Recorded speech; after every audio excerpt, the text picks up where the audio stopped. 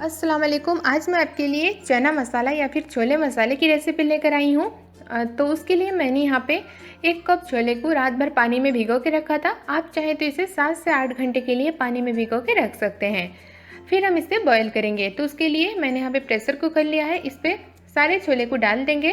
फिर हम इसमें पानी डालेंगे, उतना पानी डालें जितने में ये अच्छे से डूब जाए। फिर हम इसमें आधा टीस्पून नमक डालेंगे और इसे मिक्स कर लेंगे। अब हम इसमें व्हिसिल लगाएंगे। तो इसे कवर करके हाई फ्लेम पे मैक्सिमम 2 से 3 व्हिसिल देंगे। फिर हम गैस के फ्लेम को लो कर देंगे। लो फ्लेम पे हम इसे 5 मिनट के लिए कुक करेंगे। तो यहाँ पे इसका सारा प्रेशर ख़त्म हो चुका है। मैंने इसका कवर हटाया। यहाँ पे छोले को चेक कर लेते हैं ये अच्छी तरह से गला है कि नहीं। तो यहाँ पे आप देख सकते हैं अच्छी तरह से गल चुका है। यहाँ पे बहुत गर्म है, तो इस तरह से गलने तक हम इसे कुक कर लेंगे। इससे ज़्यादा इसे नहीं गलाएंगे, नहीं तो ये ओवर कुक हो जाएंगे और खाने में अच्छे नहीं लगेंगे।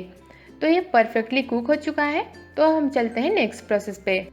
तो उसके लिए एक कढ़ाई लेंगे और उसमें 2 चम्मच तेल डालेंगे। मैंने यहाँ पे पूरा कम तेल का यूज किया है, आप चाहें तो तेल ज़्यादा कर सकते हैं।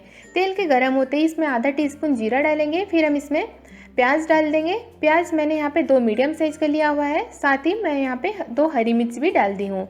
अब हम प्याज को थोड़ा सा लाइट ब्राउन होने तक, थोड़ा सा सॉफ्ट होने तक हम इसे कुक कर लेंगे। प्याज को पूरा डार्क ब्राउन नहीं करना है, लाइट ब्राउन होने तक कुक करेंगे। तो यहाँ पे प्याज भी अच्छी तरह से कुक हो चुका है। तो अब हम यहीं पे 1 से 1.5 टीस्पून अदरक और लहसुन का पेस्ट डाल देंगे। फिर हम यहीं पे थोड़ा सा पानी ऐड करेंगे ताकि मसाला जो है जले नहीं और अच्छी तरह से फ्राई हो पाए।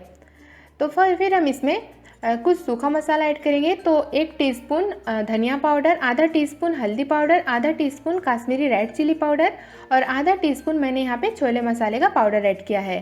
फिर इन मसालों को अच्छी तरह से मिक्स करके इसे बस आधे मिनट के लिए फ्राई कर लेंगे ताकि मसाला से कच्चा टेस्ट जो है वो चला जाए। तो यहाँ पे आप देख सकते हैं मसाला जो है अच्छी तरह से भून चुका है। तो अब हम यहीं पे बॉयल करके रखा हुआ छोले को ऐड करेंगे और इसे अच्छी तरह से मिक्स कर लेंगे। अब हम इसे मसाला के साथ मिक्स कर लेंगे। तो अच्छे से इन सबको मिला लें। अब यहीं पे आधा कप के करीब पानी ऐड करेंगे ताकि मसालों के साथ छोले जो है अच्छे से कुक हो पाए। तो इन सबको मिक्स कर लेंगे। फिर हम इसे कवर करके कुक करेंगे। थोड़ा सा नमक डाल के इसे मिक्स कर लेंगे। 10 मिनट के लिए मैंने इसे कवर करके कुक किया है। यहाँ पे आप देख सकते हैं छोले में जो पानी था वो सूख चुका है। तो अब हम यहीं पे टमाटर ऐड करेंगे। तो उसके लिए मैंने यहाँ पे 2 मीडियम साइज़ का टमाटर लिया है।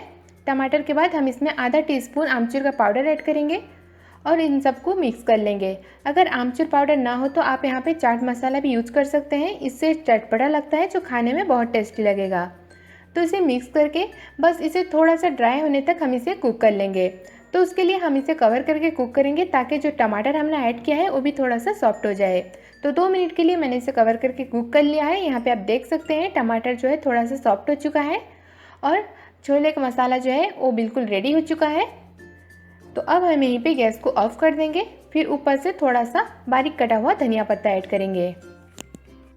तो लीजिए यहाँ पे छोले मसाला जो है बनके रेडी हो चुका है। आप इसे बनाकर इफ्तार में एंजॉय करें।